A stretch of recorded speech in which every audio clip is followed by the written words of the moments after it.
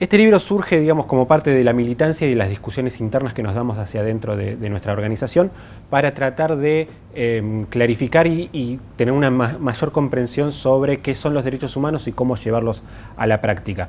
A partir de esto entendimos que los derechos humanos plantean una radicalidad democrática por fuera de lo que es el sistema civilizatorio capitalista, y comprendimos de esta manera que deberíamos tener alguna herramienta para poder conceptualizar esto en el marco de la teoría y de la práctica.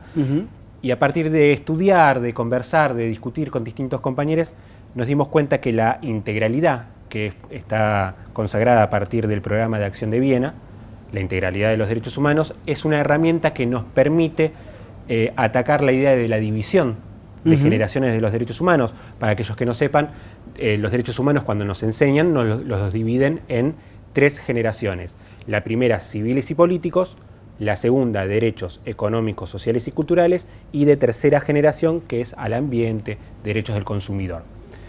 Esto lo que provoca es que los estados sí cumplan con los derechos civiles y políticos, por ejemplo, pero no con los derechos económicos, sociales y culturales, que quedan atados entonces al desarrollo o al derrame de la copa neoliberal. Ahora, la integralidad de lo que nos habla es que cuando se vulnera un derecho humano, se están violando todos los derechos humanos. El ejemplo más claro que te puedo dar es el derecho al trabajo. Claro. Uno, a partir del derecho al trabajo, accede a la cultura, a la vivienda adecuada, a la alimentación adecuada, a la salud, a la seguridad social y un gran etcétera. Los derechos humanos no le pertenecen a ningún gobierno, sí pertenecen al Estado, pero ahí podríamos referenciar que viene una característica muy singular de los derechos humanos, que es que el sujeto de los derechos humanos es polisémico. ¿Esto qué quiere decir? Que es el Estado el que viola los derechos humanos, pero es también a quien el Estado le viola los derechos humanos. De esta manera podemos comprender que si es el Estado el que tiene la obligación de promover y de cuidar los derechos humanos, es lo institucionalizado.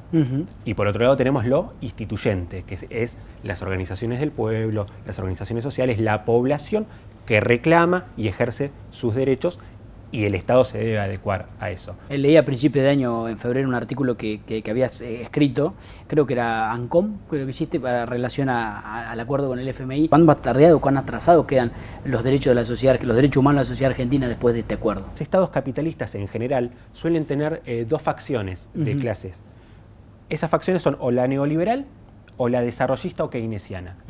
Ambas tienen lo mismo en materia de derechos humanos, que es que esperan o el derrame de la copa neoliberal, que es el famoso derrame de lleno el vaso de agua y se derrama hacia las bases, o esperan el desarrollo para cumplir con los derechos económicos, sociales y culturales. En Argentina estamos en esa situación, por consiguiente hay claramente violación a los derechos humanos, porque los derechos humanos son integrales. Y esta es la cuestión fundamental a comprender. Entonces, si bien el Estado y el gobierno levantan las banderas de los derechos humanos, muchas veces lo utilizan como una máscara. Y te voy a dar un ejemplo. Alberto Fernández, cuando asume, hace su declaración a la población y dice que el futuro va a ser verde. Acto seguido menciona Vaca Muerta.